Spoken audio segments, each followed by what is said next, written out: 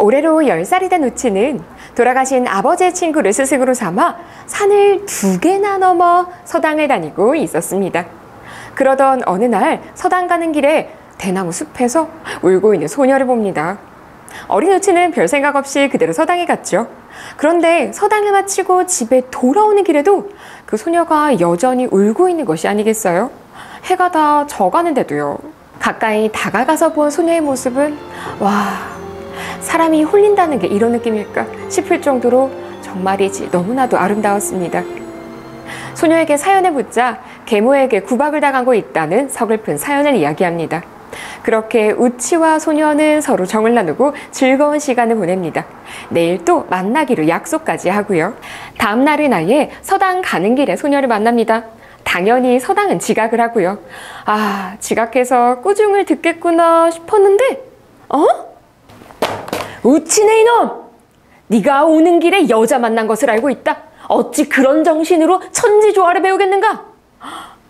스승님께서 모든 걸 알고 계셨습니다. 네가 만난 건 사람이 아니다. 오늘 돌아가는 길에 여자 입속을 보아라. 분명 구슬이 있을 것이다. 너는 홀린 개야. 서당을 마치고 돌아가는 길에 만난 소녀의 입속엔 정말 푸른 구슬이 하나 있었습니다. 우치는 잘 달래어 구슬을 꺼내게 합니다. 그리고 그 푸른 구슬을 꺼내자 냉큼 우치는 삼켜버립니다. 소녀는 어쩔지 몰라 하며 엉엉 울며 돌아갔고요. 그것은 여우의 넋 호정이었습니다. 그렇게 여우의 넋을 삼킨 우치는 천문지리를 통달하게 되고 72가지 조화를 부릴 수 있게 됩니다. 몇 년 뒤 우치는 과거 시험을 준비하기 위해 세금사라는 조용한 절로 가게 됩니다. 이상하게 스님도 몇 분 없는 아주 고요한 절이었습니다.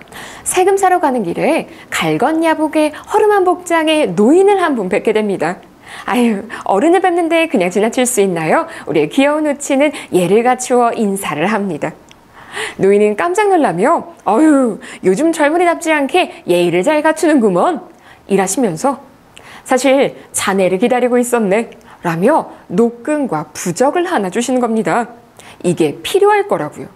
우치는 의아하게 생각했지만 물건을 잘 받아두었습니다.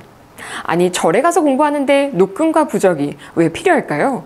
세금사에서 공부한 지 며칠이 되었을 때 갑자기 법당에서 여인의 울음소리가 들립니다.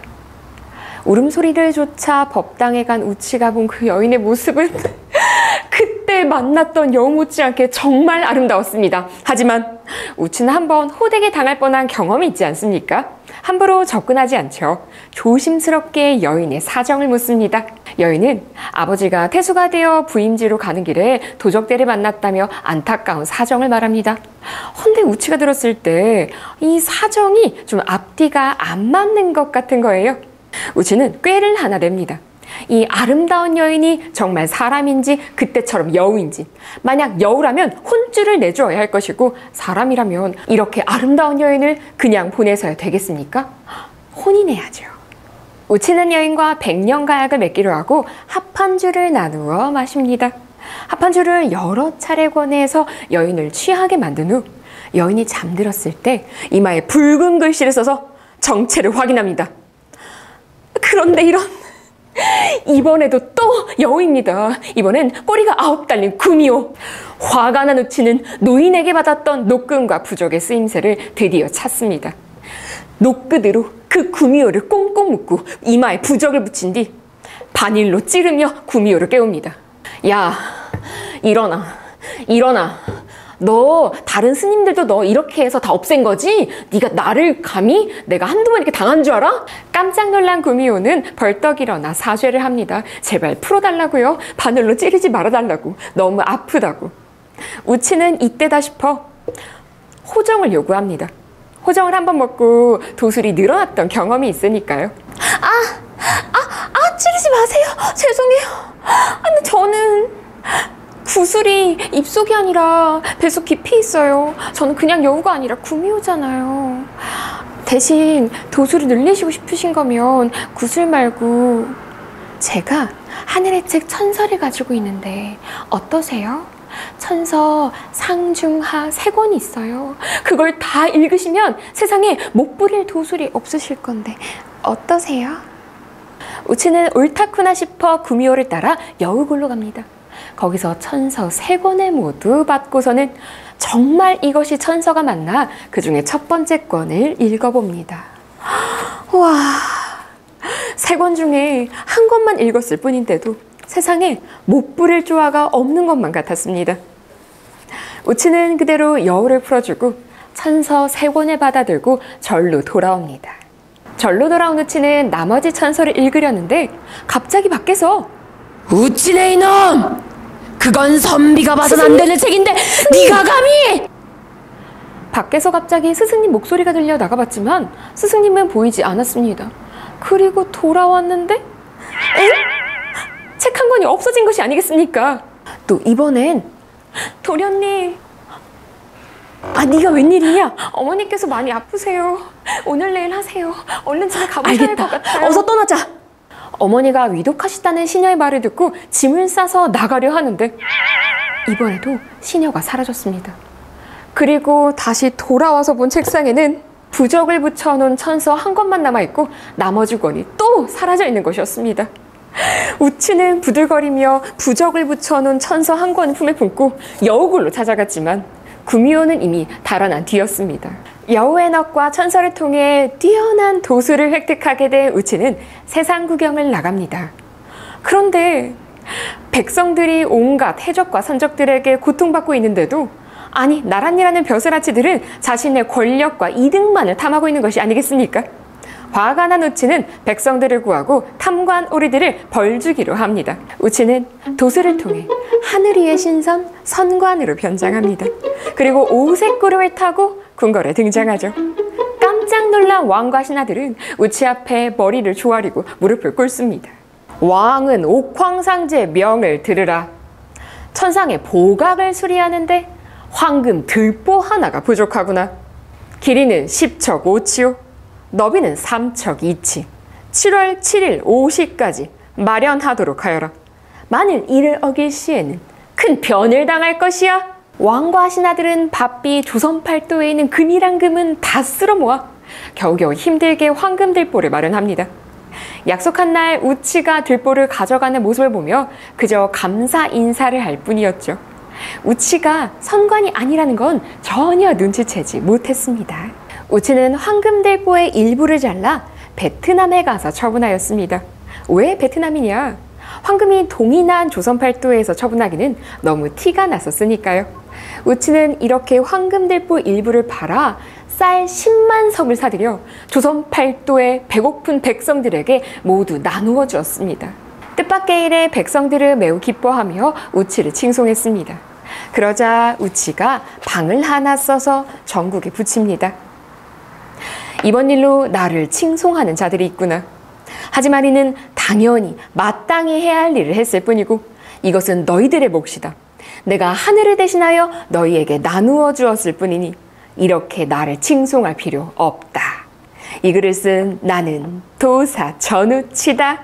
사건 내막을 알게 된 왕과 벼슬아치들은 반성은커녕 우치를 향해 분노합니다.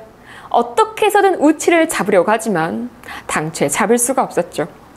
그 모습을 본 우치는 왕과 벼슬아치들을 조금 더 골려주고 싶습니다. 그래서 일부러 자신을 찾아오게끔 황금들보 일부를 조선의 시장에 갖다 팝니다. 관원들이 집으로 들이닥치자 우치는 보란 듯이 병 속으로 숨습니다. 깜짝 놀란 관원들이 할 수 있는 건 병을 막아서 그대로 왕에게 가져갈 수밖에요. 왕은 믿지 않았습니다. 아무리 우치가 도수를 부릴 수 있다고 한들 사람이 어떻게 병 속에 들어가겠냐고요. 그때 병 속에서 목소리가 들립니다. 갑갑하니 이 병막에 좀 빼주시오. 그제서야 왕은 우치의 목소리를 듣고 우치가 병 속에 있다는 걸 믿게 됩니다. 어떻게 처리할까 논의하다가 끓는 기름에 이 병을 던지기로 합니다. 이쯤 되면 죽었겠지 싶었는데 병 속에서 우치 목소리가 들립니다. 아이고, 우리 집이 가난해서 불도 못 떼고 밤낮으로 덜덜 떨며 지냈는데 이렇게 따뜻한 곳에 들어있으니 못 녹일 수 있어 참 좋습니다. 그 말을 들은 와가 하늘 끝까지 치밀어 올라 병을 던져버립니다. 그러자 산산조각난 병 조각들이 통통 튀어다니며 말을 걸기 시작합니다. 아이고 임금님, 전우치 여기 있습니다. 그렇게 저를 잡으려고 애쓰실 시간이 있으면 백성들을 좀 편안하게 해주시는 게 어떻겠습니까? 통통통통통. 이렇게 왕은 결국 우치를 놓치고 맙니다. 그렇게 우치는 세상 밖으로 다시 나갑니다. 누명 쓴 사람의 억울함을 풀어주는 영웅다운 모습도 보이고 또 술자리에서 자신을 무시하는 양반과 기생들의 신체 일부를 뗐다 붙였다 하며 골탕을 먹이기도 합니다. 이게 바로 다른 영웅소설과 전우치전의 차이점입니다. 영웅들은 보통 나라를 위한 일, 사회를 위한 일만을 하는 도덕적인 모습을 보인다면 전우치는 개인적인 사적인 복수의 감정으로 남들을 골탕 먹이기도 하는 겁니다. 이게 바로 전우치의 묘미죠. 우치는 그렇게 오색구름을 타고 세상 구경을 계속합니다. 그러다 하루는 부친상을 당했는데 장례 치를 돈도 없는 가난한 한시성의 남자를 하나 만납니다. 우치는 안타까워 그에게 족자 하나를 건넵니다. 이 족자를 향해 고지가 창고지기야 라고 부른 뒤 일단 장례 치를 비용 100냥을 달라 하고 그 후로는 매일 꼭 한 냥씩만 달라고 해야 한다고요. 만약 욕심을 부려 더 달라고 했다가는 큰 변이 생길 거라며 족자를 건넵니다. 우치가 준 족자를 향해 고지가라고 부르면 동자 하나가 나와서 돈을 가져다 주었습니다. 우치가 시킨 대로 첫날에는 100냥을, 그 다음에는 꼭 하루에 한 냥씩만을 달라고 했죠. 그런데 점점 욕심이 생기는 겁니다. 고지가 그렇게 한 냥씩 줄 거 100일치를 한 번에 주는 건 어떻겠니? 내가 100냥이 필요하다. 장사를 좀 해보고 싶다. 하지만 족자에서 나온 동자는 절대 허락하지 않고 그대로 족자 속으로 들어갑니다. 욕심이 난 한씨는 고지기를 따라 그대로 족자 속으로 들어갑니다. 동자를 따라 들어간 곳은 큰 창고였습니다. 한씨가 두리번거리자 갑자기 관원들이 몰아닥치더니 한씨를 꽁꽁 묶는 것입니다. 그곳은 나라의 재산을 관리하는 호조의 창고였거든요. 그 큰 나라 창고에서 하루에 한 냥씩 없어지는 건 눈에 띄지 않을 테니까 우치가 나라 돈으로 한씨에게 베풀고 생색을 냈던 거죠. 한씨를 통해 이 모든 것이 또 전우치의 짓이라는 걸 알게 되자 임금과 신하들은 더 이상 나라 창고가 충나지 않게 관리를 철저히 하려 합니다. 그런데 이게 웬걸? 이미 창고 안의 모든 돈은 개구리로 변한 뒤였습니다. 왕과 신하들은 도저히 전우치를 당해낼 수 없겠다 싶어 저리 두면 계속 말썽을 부릴 테니 차라리 관직을 주어 나랏 일을 하게 하자라고 마음을 먹습니다. 그래서 우치에게 선전관 겸 사복 내승이라는 말단직을 줍니다. 우치는 말단직이어도 임금의 은혜에 감사하며 일을 시작하는데 선배 선정관들이 그렇게 우치를 곱깝게 보고 못살게 구는 것이었습니다. 선배들의 괴롭힘이 극에 달하자 우치는 그들을 한번 거하게 대접하려 합니다. 백사장에 잔치 자리를 펼쳐놓고 선배들을 모두 부른 거죠. 선배의 선정관들은 씩 웃으며 아유 전우치 자네가 드디어 정신을 차리는구먼. 그런데 좀 옆자리가 허전하지 않나? 어우 선배님들 아리따운 여인들을 준비하였습니다. 그러자 한쪽에서 여인들이 나타났고 마치 제 짝을 찾아가듯 선정한 옆자리에 한 명씩 앉기 시작합니다. 그런데 선정관들 표정이 점점 굳어집니다. 바로 그 여인들이 그 선배 선정관의 부인들이었거든요. 기생들과 진탕 한번 놀아보려고 했던 선정관들은 부인들이 오자 깜짝 놀랍니다. 이렇게 우치는 선배 선정관들을 골탕도 먹이고 나란 일을 잘 맡아서 하고 있었습니다. 우치는 백성들을 괴롭히던 도적 무리도 소탕하며 나라의 공헌을 하고 있었습니다. 그런데 영모죄로 잡혀온 사람에게서 뜻밖의 말을 듣게 됩니다. 바로 이 영모죄를 전우치와 함께 공모했다고요. 전우치를 왕으로 세우려고 준비했었다고요. 이 일로 잡혀 들어온 전우치는 나를 시기하는 자들의 모함이구나. 쉽게 빠져나갈 수 없겠다고 생각합니다. 우치는 꾀를 하나 생각해냅니다. 저에게는 아주 신비한 재주가 하나 있습니다. 죽기 전에 이걸 펼쳐보지도 못하고 죽으면 아니 무슨 재주길래 그래? 저는 그림을 매우 잘 그립니다. 꽃을 그리면 그 꽃에서 향기가 나고 동물을 그리면 그 동물이 그림 바깥으로 뛰쳐나옵니다. 왕은 그래, 죽이기 전에 신기한 거 구경이나 한번 해보자는 생각으로 도화지와 붓을 가져다 줍니다. 우치는 그림을 정말 잘 그렸습니다. 수많은 산봉우리를 그리고 폭포수가 흐르고 꽃잎이 떠다니고 마지막으로 나귀를 하나 그리더니 왕을 향해 4번 절을 하는 것이었습니다. 아니, 너는 그림을 그리더니 나에게 사배를 하는 건 무슨 의미냐? 임금님이시여, 하직 인사입니다. 저는 궐을 떠나 산속으로 가겠습니다. 뿅!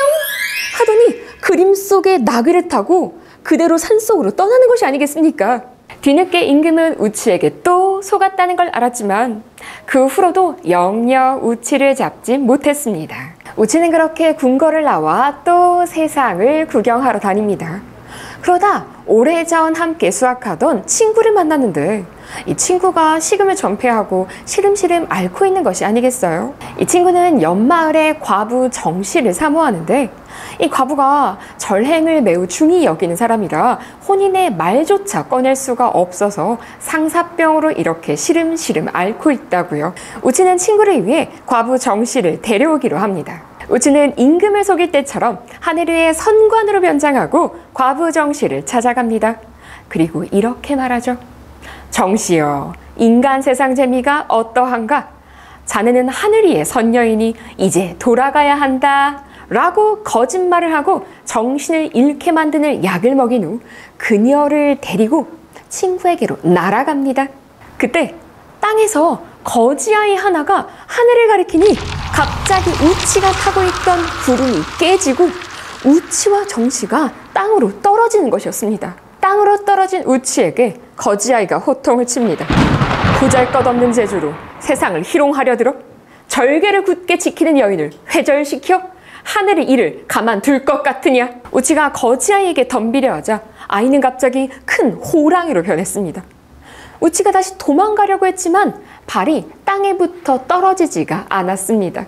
그때 우치는 깨닫습니다. 아, 내가 상대할 수 있는 대상이 아니구나. 무릎을 꿇고 우치가 죄를 고합니다. 죄송합니다.